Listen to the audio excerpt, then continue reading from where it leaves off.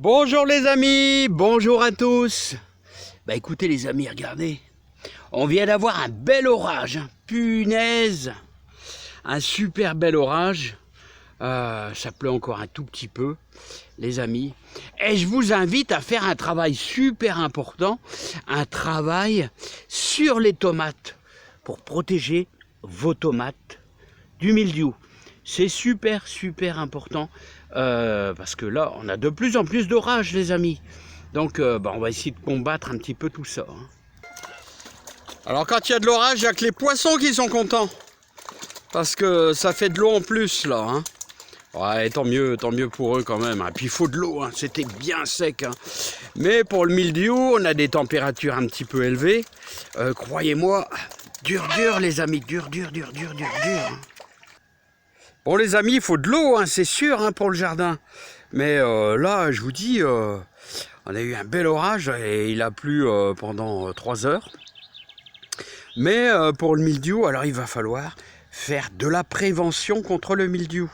Voilà, il y a des choses qui ne craignent rien, hein. Les oignons de Florence, pour les carottes, c'est très bien.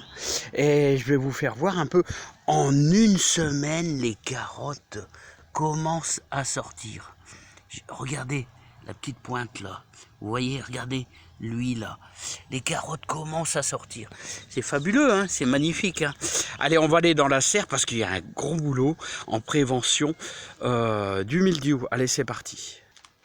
Bon les amis, on a fait tellement d'efforts. On a fait tellement d'efforts dans sur nos pieds de tomates. On a tellement travaillé dessus, hein, qu'il faut les préserver. Alors je vous invite à faire un petit peu de prévention. Ce que je fais chaque année, c'est-à-dire qu'on va procéder pour de la prévention contre le mildiou à l'effeuillage. L'effeuillage, c'est vachement important. On a de plus en plus d'orages violents, vous avez vu, hein, en plus. Hein. Et donc, pour la production de tomates, je vous invite à effeuiller. Alors ça consiste en quoi? Eh bien, il faut limiter les feuilles. Bien sûr, couper les feuilles, tout ce qui traîne en bas. Mais aussi, laisser juste ce qu'il faut pour le pied de tomate puisse respirer par les feuilles. Hein. Mais il faut effeuiller. Voilà. Et comme ça, vous avez une bonne circulation d'air. Alors, je ne sais pas si vous vous rendez compte, mais j'ai effeuillé, ça fait 2 heures que je suis dessus, là, pour préserver vos pieds de tomates. Autrement, vous allez les perdre cet été avec le mildiou. C'est vraiment important. Voilà, il faut effeuiller parce qu'on va avoir une atmosphère comme ici, dès cet après-midi, une atmosphère humide et en plus chaude. C'est tout ce qui est négatif. C'est vraiment super négatif. Alors, regardez, on est en short, comme des sportifs, et il faut faire de la prévention. Alors moi, je vous invite, effeuiller. Alors vous savez, moi je coupe des fois les feuilles à moitié, quasiment la moitié. Ça n'a aucune importance que vous coupez sur le bord, voilà. Et vous allez voir que ces 2 feuilles qui vont s'élargir, si vous laissez 2 feuilles sur le côté. Bref, je compte même pas si je coupe la moitié de la feuille n'importe où. Hein, je pourrais vous faire voir celle-ci. Vous voyez, je l'ai coupée qu'à moitié. Voilà, n'importe où, ça n'a pas d'importance. Bon. Certaines personnes vont dire ça fait des blessures. Mais écoutez, il faut faire de la prévention. La tomate va se cicatriser. Moi, je vous conseille de faire ceci. C'est un conseil. Vous faites ce que vous voulez. C'est certain, vous faites ce que vous voulez. Mais si vous voulez faire de la prévention, avoir une bonne aération dans votre serre, c'est-à-dire on aère tout complètement. Mais là, on va avoir une atmosphère super malsaine. Et donc, il faut effeuiller. Alors, je vais vous faire voir de plus près ce que j'ai fait, tout simplement. Eh bien, c'est que j'ai tout coupé. Regardez, j'ai tout coupé. Alors, regardez, là maintenant, on a vraiment les parties dégagées. On peut encore, regardez, je coupe vraiment n'importe quel endroit, voilà. Et là, vous laissez juste assez pour que la plante puisse pousser. Voilà, regardez celle-ci. Celle-ci, on la coupe à moitié. Alors, qu'est-ce qui va se passer? C'est qu'elle va s'élargir un petit peu. Voilà, tout simplement, vous voyez celle-ci, on va la couper à moitié. Regardez, celle-ci, je suis cadré, ouais, voilà. Tout simplement, vous les ramassez, vous les mettez sur le compost. Voilà, donc regardez, là maintenant on a l'apparition de toutes les tomates, les bouquets de tomates, là, regardez. Voilà, comme ici. Et là, quelquefois, vous voyez, je laisse partir deux côtés. Ça n'a aucune importance. Si le pied est bien nourri, vous pouvez faire ça. Les tomates seront un tout petit peu plus petites, il faut le savoir. Mais si au sol, vous avez mis ce qu'il faut en fumier, vous aurez de la belle tomate. Voilà, donc vous voyez, j'ai tout effeuillé. J'ai tout à ramasser par la suite. Et là, j'ai pas vraiment terminé. Alors là, vous voyez, regardez, le gourmand. Là, hop, on le coupe. Là, on va laisser qu'une partie des feuilles. Alors vous voyez, ce qui se passe, c'est que, car regardez, quand la feuille est coupée, tout simplement, elle s'élargit un peu pour la respiration.